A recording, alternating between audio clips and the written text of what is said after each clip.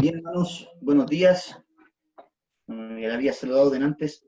Yo quiero preguntarles si me escucho bien. Quizás uno de ustedes, hermano Víctor, que me Sí, pueda decir. sí, se escucha muy bien, no hay problema. No hay Está bien, problema. Lucho. Ok, porque yo me Perfecto, veo Luchito. cortado, me veo como en imágenes, como que me están tomando fotos, como que tengo problemas, parece, con el internet. Pero Súper parece bien, se que, escucha bien. parece que la parte visual solamente y no el audio, así que eso por lo menos es bueno. Se Nosotros escucha tenemos todo bien. bien. Qué bueno, hermano. Hermano Orale, buenos días. Bueno, qué bueno el poder también ahí de recibir noticias de los hermanos, hermano Samuel, hermano Rosita Toro también ahí. Una bendición también poder ver la mano del Señor también obrando en sus vidas, en cuidado, en provisión, en protección. Y de cierta manera eso también a nosotros nos da alegría también el ver cómo el Señor obra en la vida de sus hijos. Así que damos gracias al Señor también por esos testimonios también que pudimos escuchar. También nuestra hermana Rosita Coveña, también muy agradecida también por lo que ha sido la mano de Dios en provisión y también en cuidado de su familia. Así que es algo de lo cual hemos podido experimentar en este tiempo y de seguro vamos a seguir experimentándolo porque el Señor no nos abandona, no nos deja. Él es por nosotros, está con nosotros y de cierto modo siempre va a mostrar su mano gloriosa sobre sus hijos, de cualquier manera, hermanos. Así que esté convencido de eso, tenga la certeza, la convicción de que el Señor está con nosotros hasta el fin del mundo. Bien, hermanos, vamos a pasar al tiempo del mensaje del día de hoy. Yo escogí un pasaje en 2 Corintios. En la mañana estuvimos viendo también el panorama de lo que es esta carta. Vaya ya a 2 Corintios. El hermano Víctor estuvo ahí haciendo un pequeño repaso en relación a esto. Ya el próximo domingo seguimos con la segunda parte, así para que usted también esté atento, pueda conectarse a las 10:20, si es posible, por favor. Desde las 10:20 en adelante ya estamos ahí dando lo que es el link para que se pueda conectar. Y en la mañana estuvimos ahí viendo lo que es 2 Corintios, lo que es su plano general, lo que es también su introducción y los primeros 2 capítulos. Y ahora vamos a ver un texto específico en 1 Corintios, o 2 Corintios, mejor dicho, capítulo 12. Vaya allá al capítulo 12. Yo titulé este sermón El poder de Dios en la debilidad. Así yo he titulado el sermón del día de hoy, El poder de Dios en la debilidad. Y vamos a ver desde el versículo 7 del capítulo 12 de 2 Corintios hasta el versículo 10. Esos van a ser los pasajes que vamos a estar tocando el día de hoy. Bueno, les leo. Dice, y para que la grandeza de las revelaciones no me exaltase desmedidamente, me fue dado un aguijón en mi carne, un mensajero de Satanás que me abofetee para que no me enaltezca sobremanera. Respecto a lo cual 3 veces he rogado al Señor que lo quite de mí. Y me ha dicho, bástate de mi gracia o bástate mi gracia, porque mi poder se perfecciona en la debilidad. Por tanto, de buena gana me gloriaré más bien en mis debilidades, para que repose sobre mí el poder de Cristo. Por lo cual, por amor a Cristo, me gozo en las debilidades, en afrentas, en necesidades, en persecuciones, en angustia, porque cuando soy débil, entonces soy fuerte.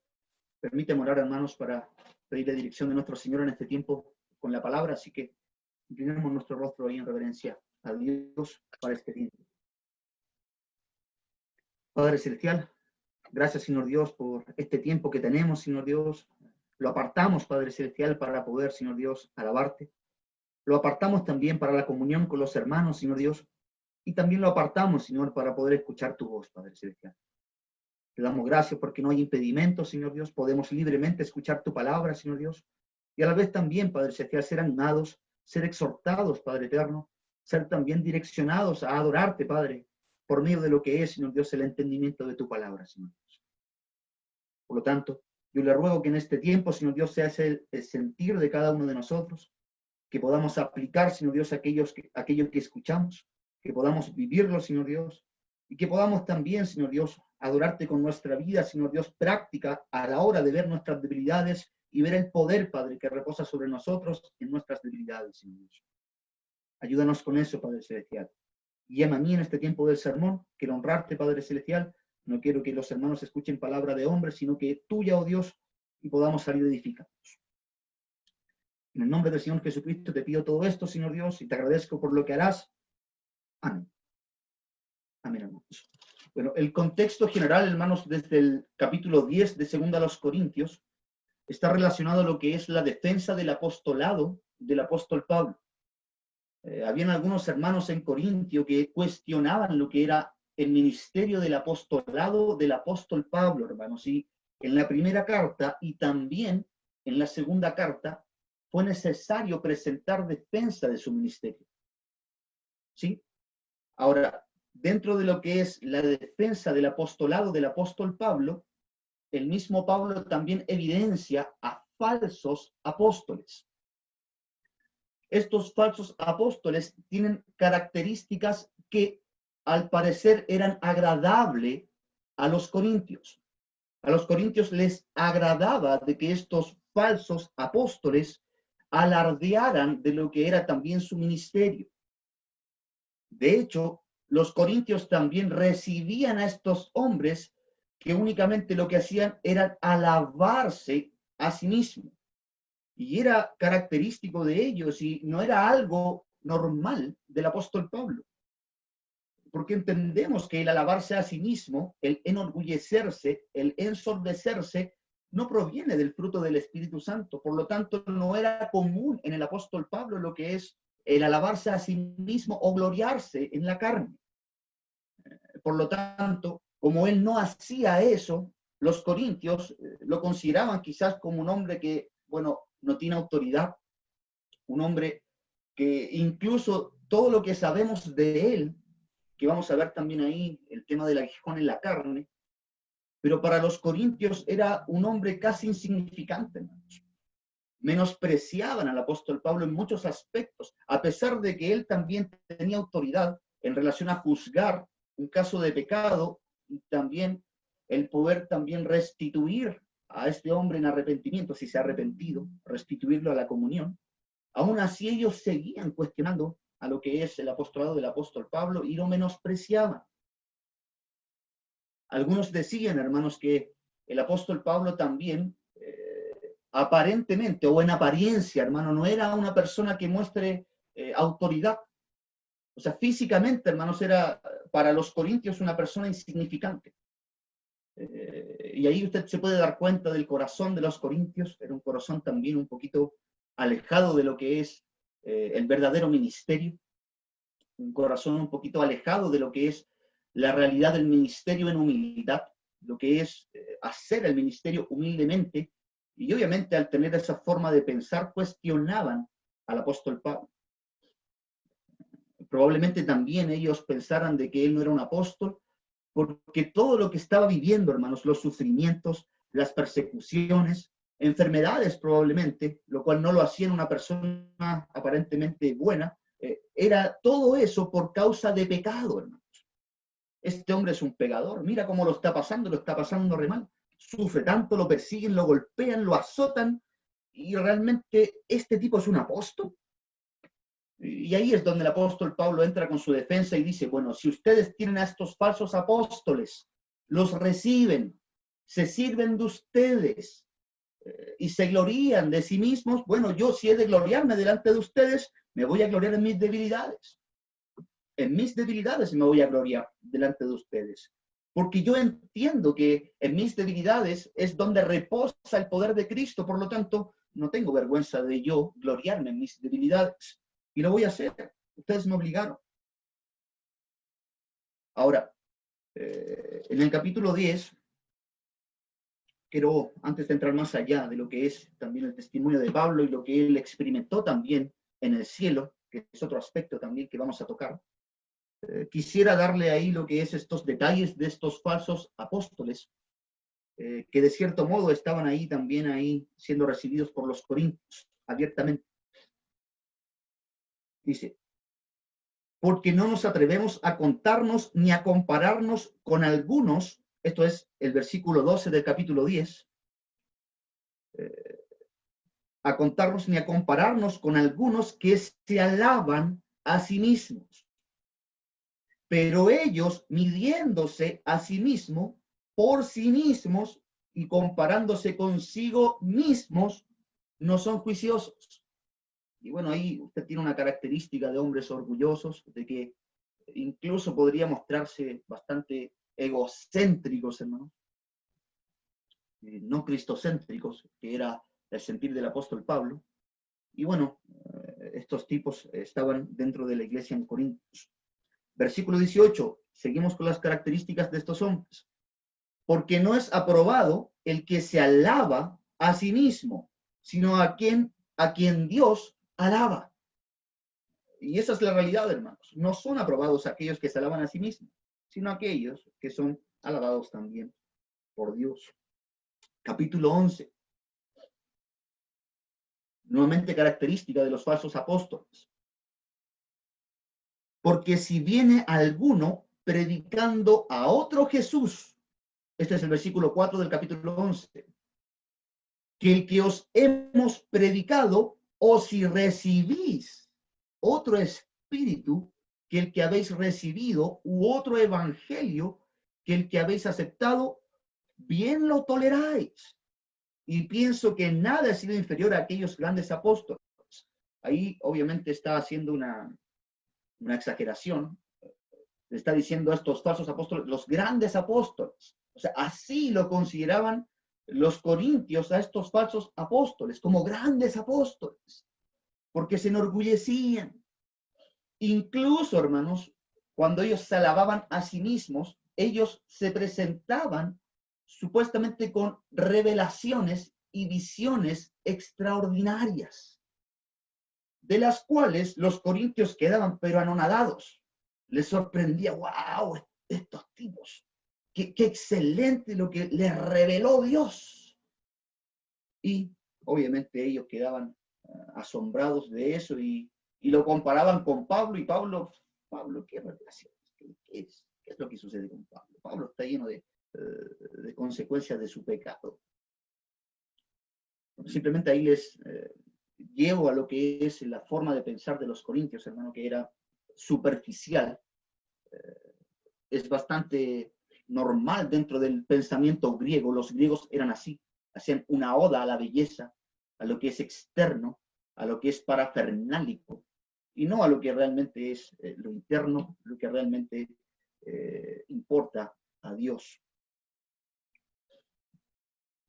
Bueno, versículo 12, le leo esta parte del capítulo 11 también, siguiendo en este contexto. Más lo que hago lo haré aún para quitar la ocasión a aquellos que la desean, a fin de que en aquellos en que se glorían sean hallados semejantes a nosotros.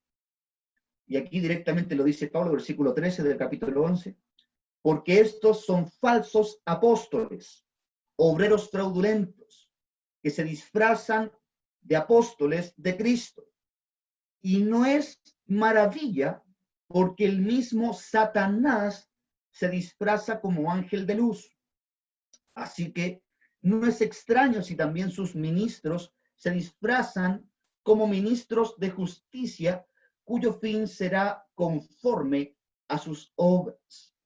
Y aquí ya Pablo directamente a estos falsos apóstoles los declara que tienen una actividad así como la hace Satanás, que se disfraza, aparenta, son externos, no son genuinos.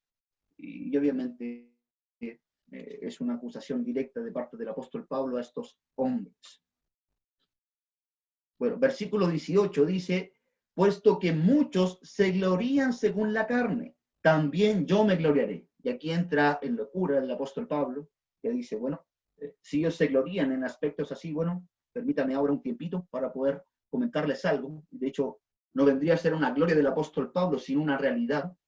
El apóstol Pablo sí vivió esto que vamos a ver, sí experimentó lo que vamos a ver posteriormente en el texto. Pero le sigo leyendo acá. También yo me gloriaré porque de buena gana toleráis a los necios, siendo vosotros cuerdos, pues toleráis si alguno os esclaviza, si alguno os devora, si alguno toma lo vuestro, si alguno se enaltece, si alguno os abofetea, os da de bofetadas.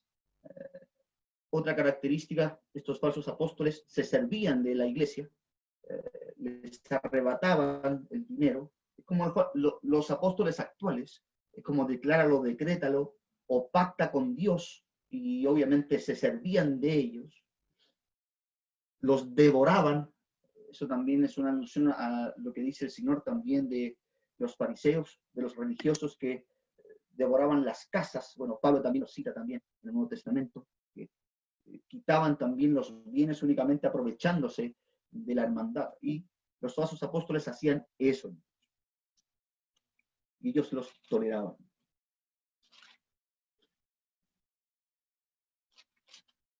Versículo 22, de que empieza a gloriarse Pablo. Dice, son hebreos, yo también. Son israelitas, yo también. Son descendientes de Abraham, también yo. Son ministros de Cristo, como si estuviera loco hablo, yo más.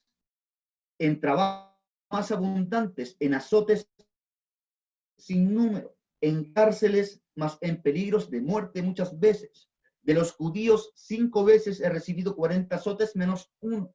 3 veces he sido azotado con varas, 1 vez apedreado, 3 veces he padecido naufragio, 1 noche y 1 día he estado como náufrago en alta mar, en caminos muchas veces, en peligros de ríos, peligros de ladrones, peligros de los de mi nación, peligros de los gentiles, peligros en la ciudad, peligros en el desierto, peligros en el mar, peligros entre falsos hermanos, en trabajo y fatiga, en muchos desvelos, en hambre y sed, en muchos ayunos, en frío y en desnudez.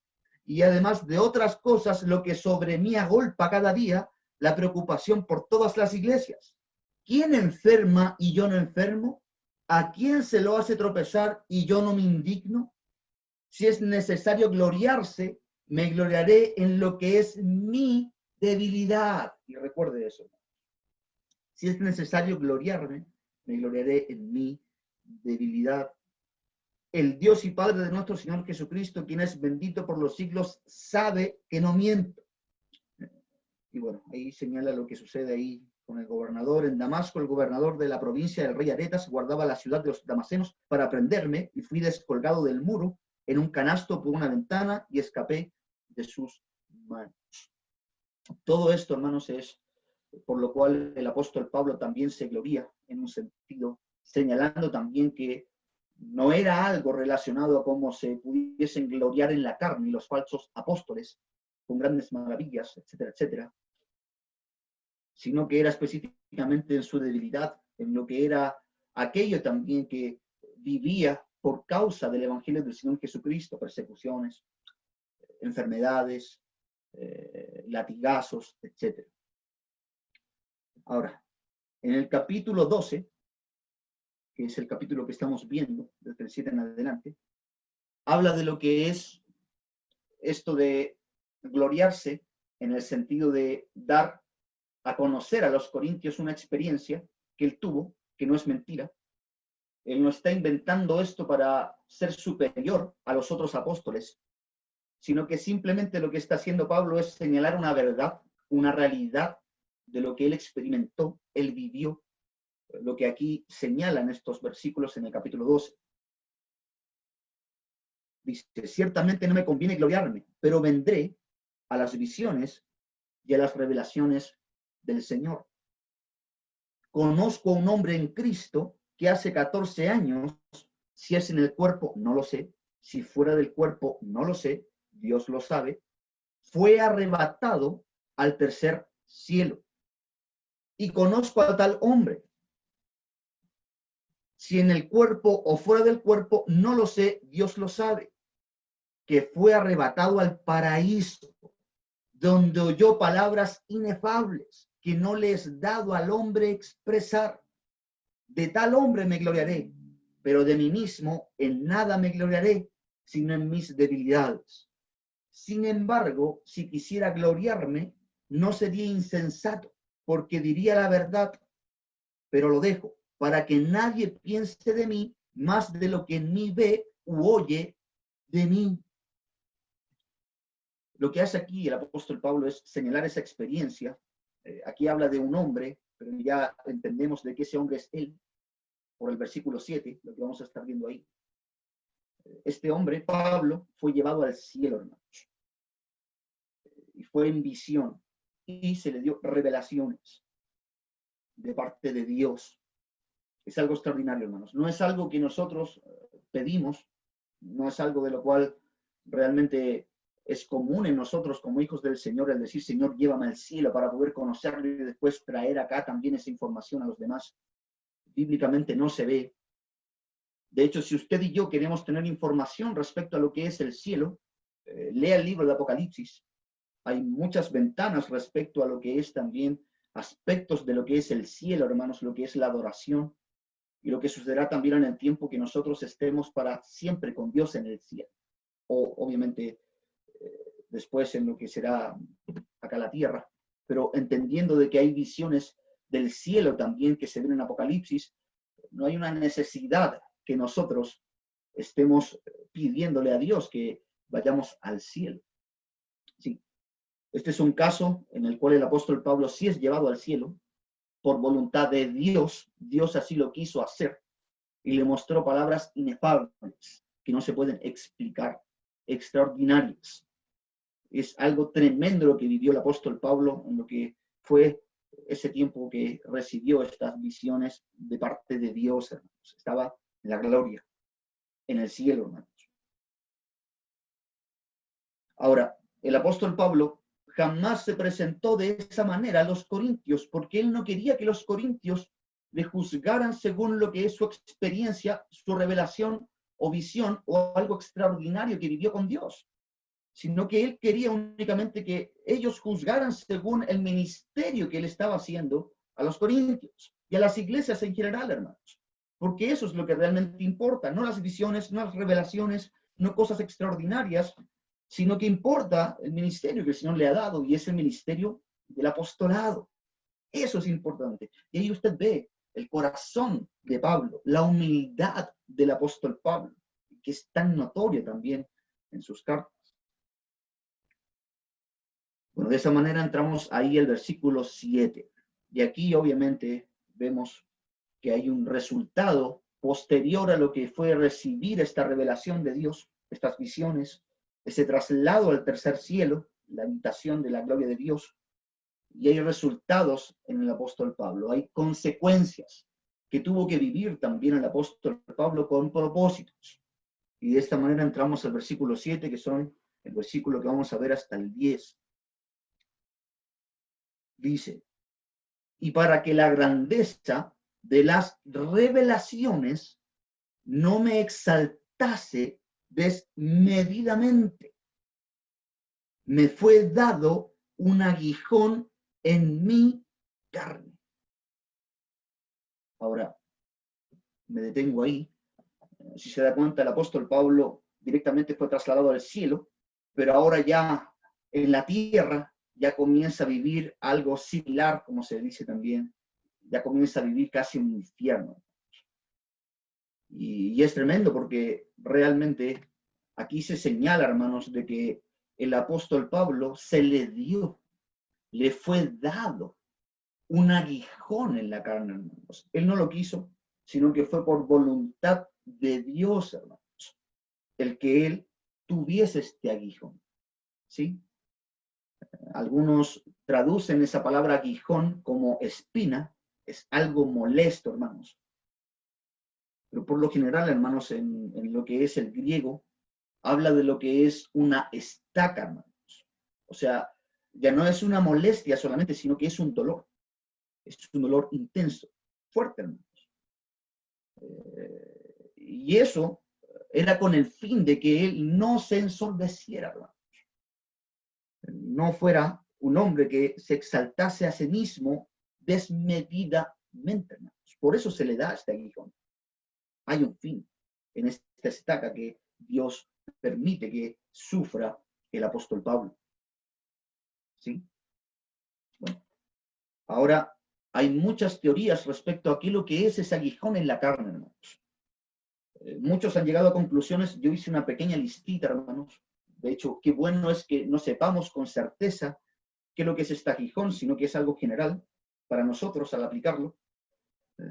Pero aún así, esta pequeña lista, hermanos, es de algunos hermanos también que tienen también sus teorías de lo que pudo haber sido lo que es este aguijón, ¿sí?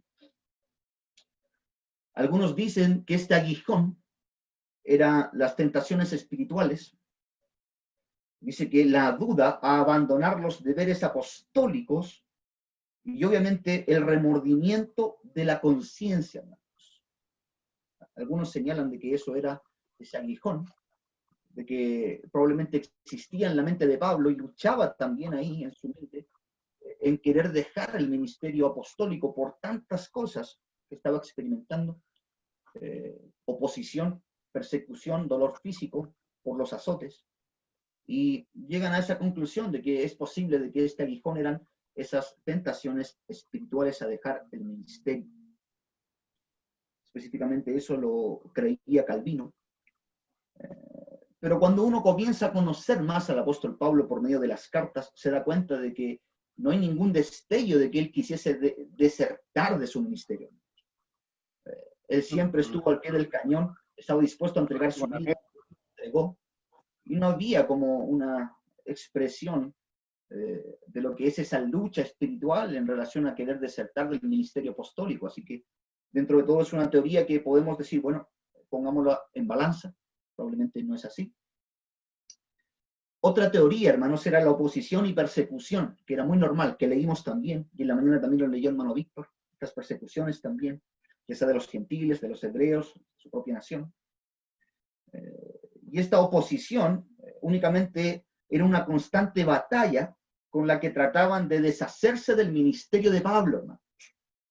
Y era como muy normal en el tiempo de Pablo y en el tiempo que él ministró, de que él tuviese mucha oposición, pero a la vez también esa oposición era para deshacer el ministerio de Pablo, directamente algo satánico, hermanos. Y Martín Lutero señalaba de que este aguijón era ese, era el que constantemente hubiese oposición y esa batalla también para deshacer el ministerio del apóstol Pablo. Otros señalan también que este aguijón, hermanos, posiblemente pudo haber sido un dolor salvaje, ¿no? Un dolor que realmente es insoportable, hermanos. No sé, probablemente usted ha tenido un dolor del cual quisiese sacárselo y ha rogado a Dios. Bueno, algunos dicen que este aguijón en la carne del apóstol Pablo probablemente haya sido un dolor intenso. Se habla también de una imagen de lo que es un sufrimiento físico, hermanos. Como que eso aborda cuando se habla en la carne, un sufrimiento físico, aunque la carne también tiene su parte espiritual, recuerden muy bien el tema de las tentaciones, la concupiscencia. Pero también, según esta teoría, pudo haber sido un sufrimiento físico insoportable, hermanos. Lo cual, bueno, dentro de todo, también podemos llegar a una conclusión de que no era constante, o sea, no era siempre, porque probablemente también lo hubiese señalado en sus cartas, sino que era intermitente. O sea, cuando venía ese dolor, ahí Pablo obviamente se veía envuelto en el sufrimiento por el dolor. Teoría respecto a lo que es este aguijón. Bueno, las más antiguas teorías, según hay un hombre que se llama Tertuliano, es un teólogo antiguo, hermanos, y Jerónimo también, ellos decían que Pablo sufría de severos y postrantes dolores de cabeza. Esa es la teoría de él. De hecho, la asocian con lo que es la pérdida de visión en Hechos capítulo 9. Pablo pierde la visión, queda ciego, luego cuando la recupera, queda con secuelas en su visión, dolor probablemente de los ojos, pero también de su cabeza. Y es posible que el apóstol Pablo haya tenido ese sufrimiento, un sufrimiento fuerte, hermanos, un dolor intenso de cabeza, el cual incluso él había orado al Señor, probablemente porque ese mismo dolor o cualquier circunstancia que haya vivido era incluso algo que detenía el ministerio, probablemente. Él pensaba a lo mejor de que todo eso que pudo ser ese aguijón pensaba que ese aguijón realmente era un obstáculo para avanzar en el ministerio. Pero ahí vamos a ver de que no es así. Pero bueno, seguimos con estas teorías. Según Tertuliano y Jerónimo, probablemente haya sido un intenso dolor de cabeza. Otros señalan, hermanos, que el apóstol Pablo, como él viajaba mucho por el mar, había una enfermedad que se llamaba malaria, que va acompañada de fiebre. Creo que ahí los médicos me van a corregir. Pero Pablo, como era un viajero constante, sufrió de malaria, tuvo malaria, y esa era la enfermedad que él tenía. De hecho, los mismos ciudadanos que tenían esa enfermedad como una enfermedad famosa, cuando rezaban en contra de sus enemigos, rezaban para que ellos sufrieran de la fiebre que venía por tener malaria. Así que era un sufrimiento tremendo.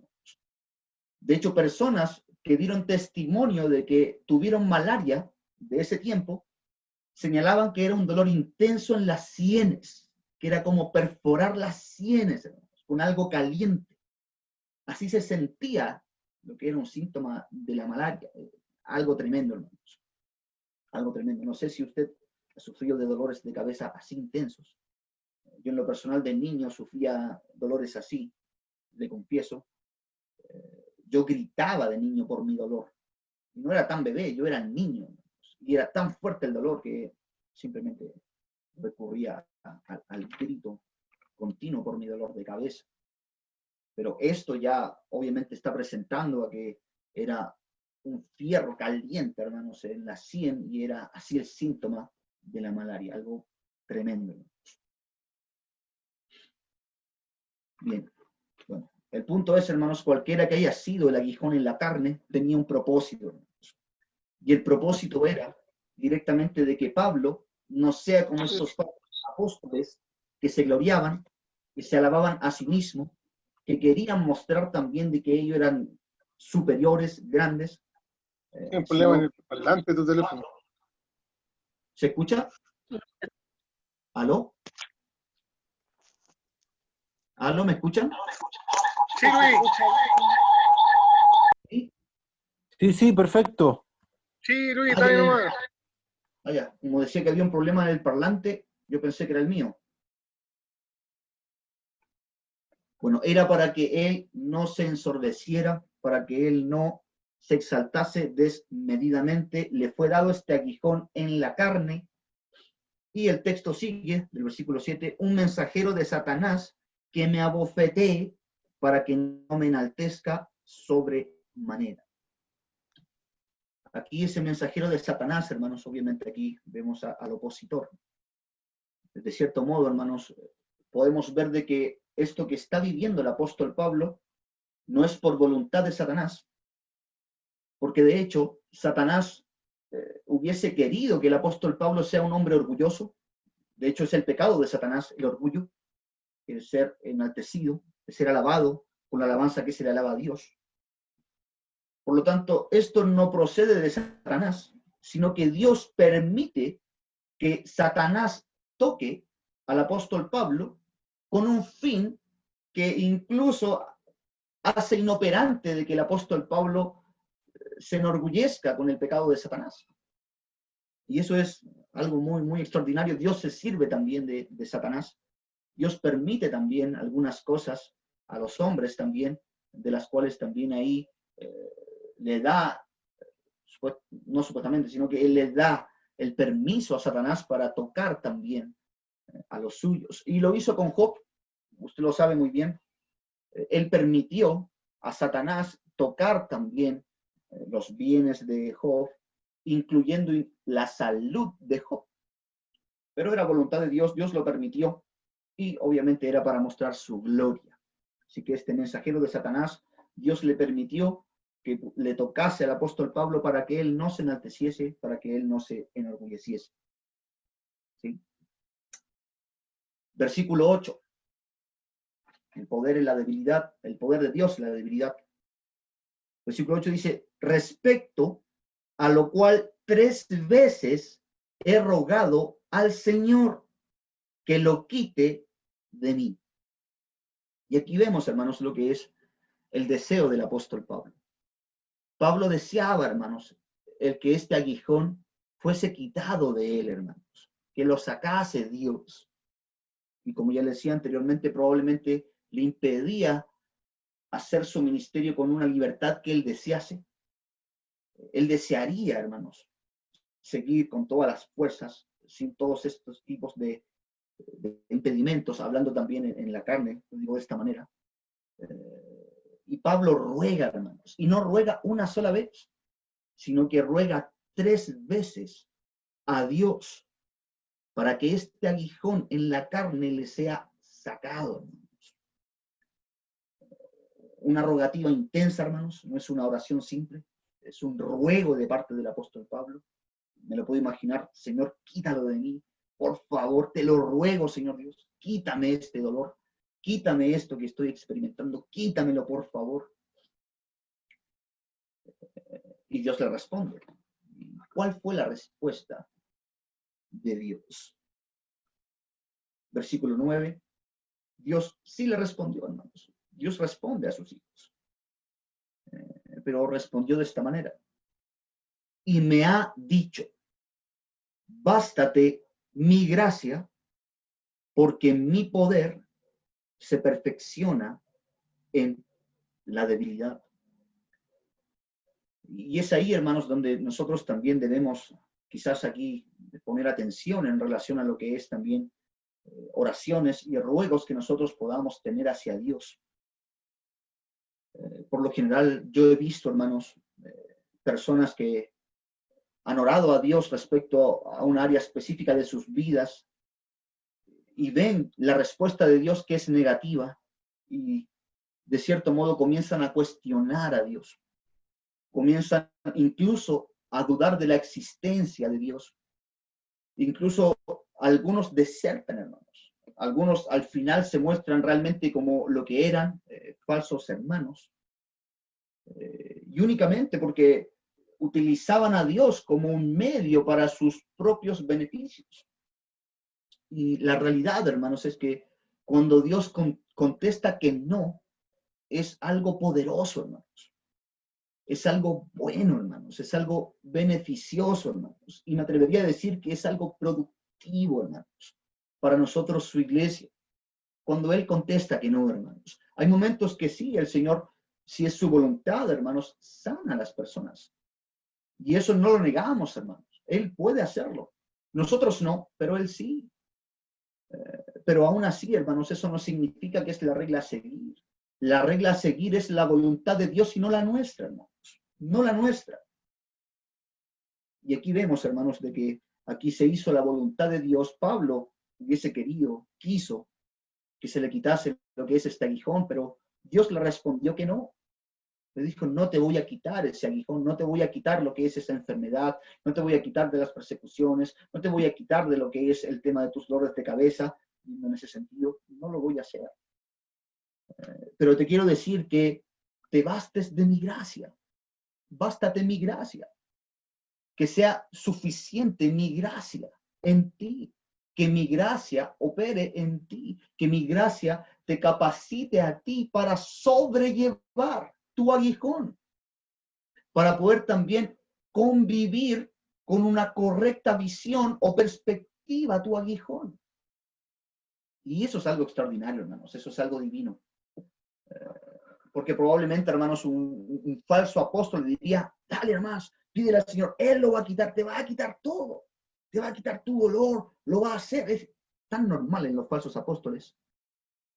Pero la realidad, hermanos, es que aquí un verdadero apóstol recibió una respuesta de parte de Dios y fue una respuesta en la cual era buena para él, porque hay un poder divino que está residiendo en el apóstol y que ahora el apóstol se dio cuenta de lo que es lo importante en él. No era él, no se trataba de él, sino que se trataba de Dios. Por lo tanto, debía solamente decir que es suficiente la gracia que me capacita para sobrellevar este aguijón y de esta manera honrar a Dios, adorar a Dios en medio de lo que es este aguijón. Respecto a lo cual 3 veces he rogado al Señor que lo quite de mí y me ha dicho: bástate mi gracia, porque mi poder se perfecciona en la debilidad. Y esto es algo común, hermanos, ya lo entendemos. Cuando somos débiles es cuando más nosotros estamos acercados a Dios en dependencia. Cuando hay un momento difícil, hermanos, y ya lo sabemos, no tengo por qué repetirse, pero lo voy a decir igual. Cuando más estamos en sufrimiento es cuando más oramos a Dios. Y no debiese ser así, hermanos. Debiese ser de continuo. Todos los días. Cuando más nosotros debemos depender de Dios, permanecer en Él constantemente, una vida espiritual de la cual nos gocemos, nos regocijemos en Dios, debiese ser siempre, pero a veces, hermano, sucede únicamente en nuestro sufrimiento. Y ahí usted se da cuenta que en ese sufrimiento comienza a mostrarse el poder de Dios de una manera extraordinaria, de una manera en la cual usted y yo somos capacitados, somos reordenados y orientados a poder tener una mejor perspectiva de lo que es una enfermedad o una persecución. Y de esta manera seguir adelante, hermanos. Seguir adelante. De hecho, Pablo lo hizo, hermanos. De hecho, tenía un médico de cabecera, usted bien sabe. Siguió también con lo que pudo haber sido una enfermedad, pero él siguió su ministerio apostólico, predicando el evangelio y a la vez también haciendo lo que estaba en sus manos para lo que es también la edificación de las iglesias y a la vez también la gran comisión, hermanos. Es algo extraordinario. Yo no me imagino a Pablo débil, pero aquí se está mostrando débil. Todo lo que he leído en las cartas, hermanos, respecto a Pablo, yo no me lo imagino débil, pero aquí está gloriándose en su debilidad porque entiende de que ahí reside el poder de Dios y ese es el poder de Dios que le ha llevado, impulsado a hacer su gran ministerio, hermano, su gran ministerio. Pablo reconoce que es débil, hermanos, y reconoce que en su debilidad reside, habita. Esa palabra también está relacionada a como cuando el Señor se presentó en el tabernáculo, su presencia vino al tabernáculo, hizo presencia en medio de los hombres. Bueno, así es el poder de Dios. En la debilidad de los creyentes reside ahí completamente su poder en esa debilidad. No hay nada de sí, humanamente hablando, que pueda ayudarnos a poder sobrellevar esa dificultad, sino que es el poder de Dios, el único que nos basta. Por eso dice, por tanto, de buena gana me gloriaré, más bien en mis debilidades. Entendiendo ahora el apóstol Pablo de que ahí reside el poder de Dios, de buena gana entonces me voy a gloriar de mis debilidades. Ustedes, corintios, se avergüenzan de mí por todo lo que he sufrido. Bueno, yo de buena gana me glorío de todo lo que he sufrido, de todo lo que he experimentado, de todo lo que es esas persecuciones y de incluso las enfermedades, me glorío, porque sé que el poder de Dios reside en mí y sé que cuando soy débil, entonces soy fuerte. ¿Entiendes? Por eso que esto también es un discurso de defensa apostólica. Es un discurso en el cual también ahí muestra su experiencia también con el Señor y cómo él también en su debilidad estaba ahí, obviamente al pie del cañón con el Señor guiándolo. Me gloriaré más bien en mis debilidades para que repose sobre mí el poder de Cristo. Haga su presencia en medio de él. Versículo 10, por lo cual, por amor a Cristo, me gozo en las debilidades. Aquí, hermanos, comienza a hablar de cosas generales que son prácticas para nosotros también. Por amor a Cristo, dice, me gozo en las debilidades, en afrentas, en necesidades, en persecuciones, en angustias, porque cuando soy débil, entonces soy fuerte. Y aquí Pablo únicamente está señalando de que no se avergüenza, hermanos. No se avergüenza de lo que es el padecer debilidades, no se avergüenza tampoco de las afrentas que ha experimentado, no se avergüenza incluso en las necesidades. De hecho, él explicó anteriormente de que él experimentó sed y hambre, hermanos. Probablemente también una situación económica un poco precaria, hermanos. Pero no se avergonzaba de eso, hermano. No se avergüenza de haber experimentado eso. ¿Por qué? Porque cuando ahí se mostraba tan débil, ahora entiende de que era muy fuerte, porque estaba el poder de Dios perfeccionándose en él. Le sirvió, hermanos. En necesidades, en persecuciones, en angustias, porque cuando soy débil, entonces soy fuerte. Y qué hermoso, hermanos, el poder entender eso, el poder entender que es posible que nosotros también, hermanos, quizás en un momento específico de alguna debilidad, hermanos, quizás nos hayamos sentido en vergüenza, decir, chuta, me tuvieron que prestar plata, me tuvieron que ofrendarme, o tuvieron que prestarme un chaleco, o tuvieron que... Y probablemente eso fue causa de vergüenza. Y la realidad, hermanos, es que nuestras necesidades, cuando usted se da cuenta de que es por una circunstancia específica y no por pecado, no tiene por qué avergonzarse. ¿Por qué avergonzarse? Si en ese momento de necesidad usted y yo estamos siendo capacitados por Dios para poder sobrellevar esa necesidad en el amor, y no nos avergonzamos de eso. Lo mismo en las enfermedades. Yo era un tipo que era muy fuerte, un tipo capaz, jugaba rugby, no sé, hermanos. Pero llega un momento en el cual me veo enfermo, me veo débil. Me lesionaron, por ejemplo, no sé.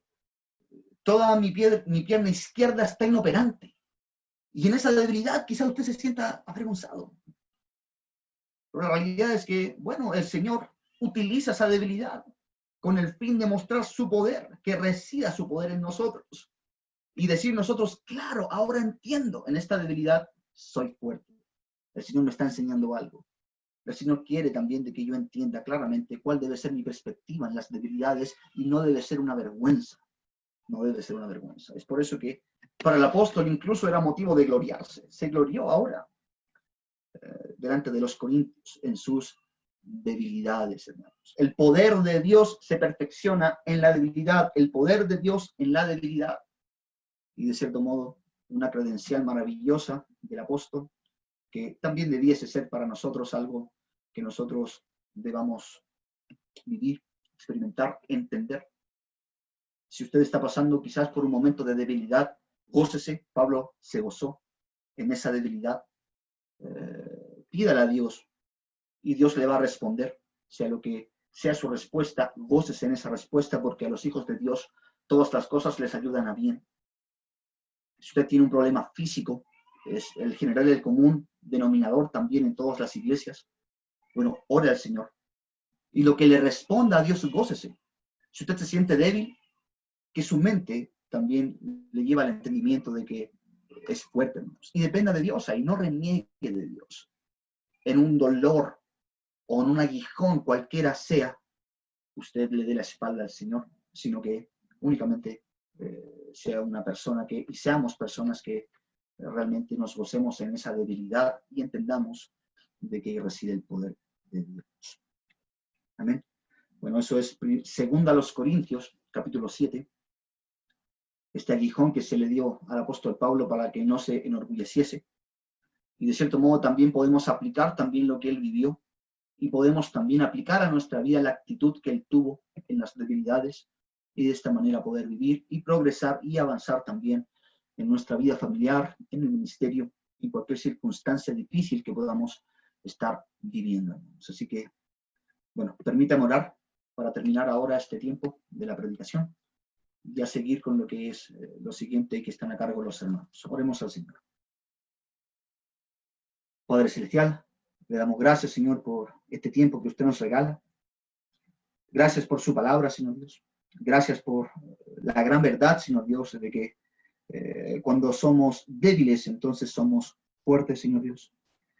Que en ese momento de debilidad realmente, Señor Dios, usted está trabajando, está obrando, Señor Dios, a manera de perfeccionamiento en nuestras vidas, Señor Dios. Y únicamente cuando estamos en esa debilidad, debemos pensar, Señor Dios, que nos basta solamente la suficiente gracia, Señor Dios, que nos capacita para sobrellevar, Señor Dios, las debilidades, Señor Dios, en ti, y de esa manera tener una correcta perspectiva de lo que es las cosas difíciles que estemos viviendo, Señor Dios. Gracias por eso, Señor Dios. Gracias por el apóstol Pablo, Señor Dios, por su experiencia, Señor Dios. Gracias porque incluso, como dice el capítulo 1, él es consolado, Señor, para consolar a otros, Señor Dios. Aquí podemos ver también el consuelo que podemos recibir de la experiencia, Señor Dios, de la cual él fue consolado por ti en tiempo del aguijón en la carne, Señor Dios. Gracias por eso. Padre, te pido que guíes a mis hermanos, Señor Dios, que ellos puedan bien, y yo también, Padre, y mi familia, mi esposa, Señor Dios, mis seres queridos, la iglesia, la familia de la fe, podamos también nosotros tener esta actitud que tuvo el apóstol Pablo, Señor Dios, y de esta manera adorar, Señor Dios, en nuestras vidas. Padre, en todo esto, Señor, te lo pido, Señor, y te agradezco por lo que harás, en el glorioso nombre del Señor Jesucristo. Amén. Amén. Bueno, se escucha el llanto de Elizabeth, está ahí, pero y ahora voy a silenciar.